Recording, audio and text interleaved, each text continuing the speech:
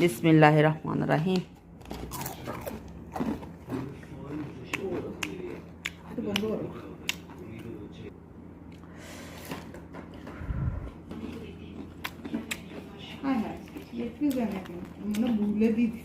তাজা ভালো হয়েছে।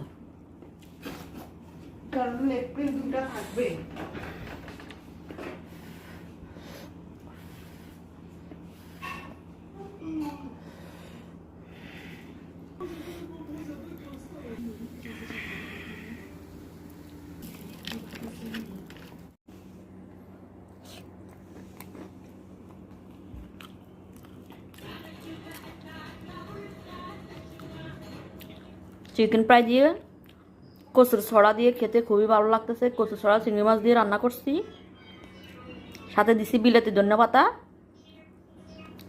আসলেই খেতে অনেক মজার। এত স্বাদ কেন? টিভিতে দেখতেছি জেঠালাল, তারক মেহতা কা উল্টা চশমা।